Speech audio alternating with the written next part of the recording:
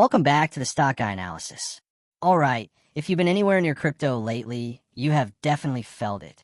The last few weeks have been, well, a total roller coaster of fear, confusion, you name it, after a crash that was frankly historic. So today we're going to unpack exactly what went down and maybe the most important part, what could possibly be coming next. Okay, so let's just get right to it. This is the big question, isn't it? The one on everybody's mind. After those insane highs, we got this massive plunge, and now everyone is freaking out. You see the headlines, right? They're screaming, the crypto party is over. But is that really the whole story? Or is there something else going on here? Look, to really understand the panic, you've got to wrap your head around this number. $20 billion just gone, wiped out in one day. We're not talking about a bad day at the office here. This was literally the single biggest liquidation event in crypto history. It was a massive financial shockwave, plain and simple. So, let's break this down. Let's really dissect this record-setting crash. Because look, if we want to have any clue where we're going, we first have to understand the sheer violence of the move that just happened. So, you might be asking, how on earth does a market fall that fast and that hard? Well, it all comes down to two little words: leverage liquidation. Just think of it like this. You're borrowing a ton of money to make a giant bet. You're essentially walking a tightrope. And if the price moves against you, even just a little, the whole game changes in an instant. And this is where you get this classic domino effect. See, when prices start to dip, the exchanges, they don't mess around. They force sell your stuff to cover their loans. But here's the kicker, that selling pushes the price down even more. And what does that do? It triggers the next guy's liquidation, and then the next one, and the next one. It's this vicious cycle, a cascade that just feeds on itself. And that right there is how you make $20 billion vanish into thin air in 24 hours. All right, but hold on. This is where the story takes a fascinating turn. Because while all the headlines were screaming crash, there was a totally different story bubbling up just under the surface, a hidden story. What if this brutal sell-off wasn't the end of the world? What if, and stick with me here, what if it was actually a good thing? A necessary, healthy reset? This is what we call a tale of two markets playing out at the exact same time. On one side, you had the weak hands. We're talking textbook panic selling. Retail traders, totally spooked by the headlines, were just dumping everything they owned. But on the other side, you had the strong hands. The big institutions, they just kept on buying steadily. The data is clear. Those new ETFs, they saw positive inflows. So, you get the picture. The weak hands were shaken out of the market while the strong hands were basically saying, thank you very much. We'll take that. And hey, this wasn't just a feeling or a vibe. The charts themselves tell a really powerful story. At the absolute low point of the crash, when the panic was at its peak, Bitcoin's price found support. It found a floor right at its 20-week moving average. So why should you care? Well, for traders, that line is basically the ultimate line in the sand. It's what separates a healthy dip from a full-on crisis. And get this, even with the biggest liquidation in history, that line held. It didn't break. So what does all this point to?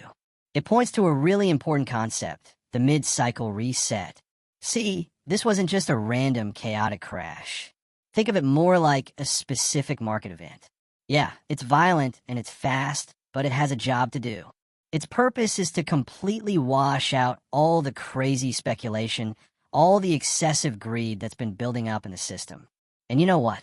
If you look at the history books, this pattern pops up again and again. Every single previous bull run had one of these. And those massive liquidations, they were never the end. Nope, they were the painful but absolutely necessary reset that cleared the deck for the next huge leg up. And that, my friends, looks exactly like the setup we might be seeing right now.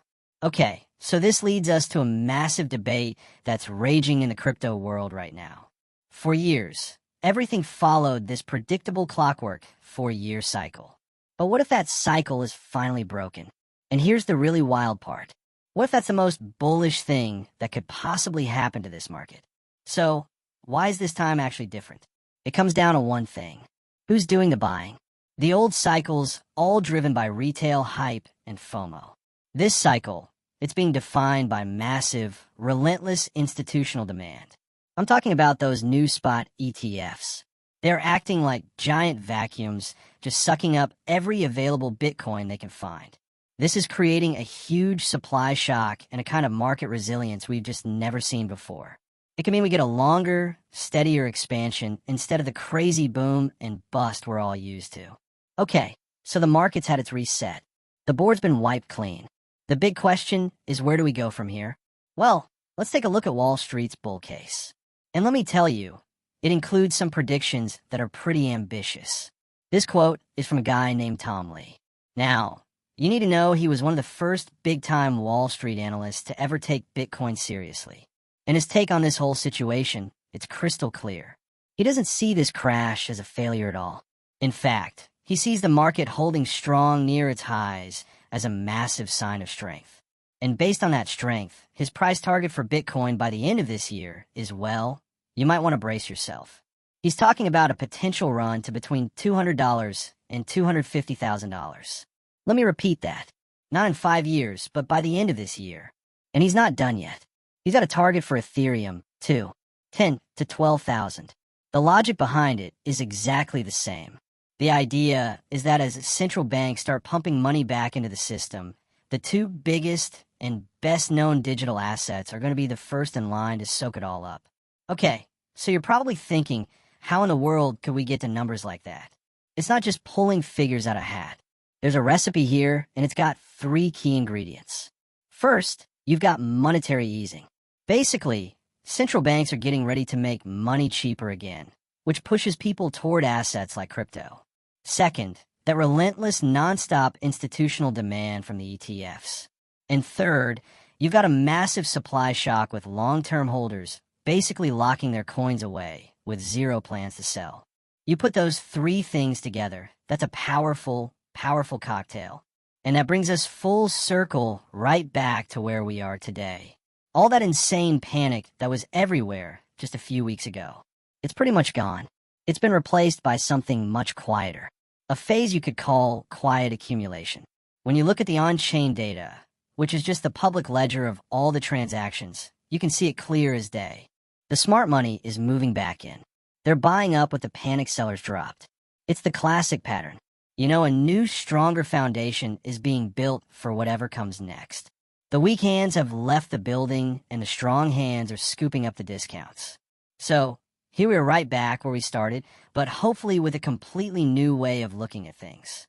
All the evidence seems to be pointing in one direction. This wasn't the end of the party. It was a violent, chaotic, but maybe a necessary cleansing. And that leaves us with just one massive question. Was this the final shakeout that clears the path for the next big move? Was this the final reset before liftoff? Thanks for watching. Don't forget to hit the subscribe button and turn on your notification to get the latest update about the market.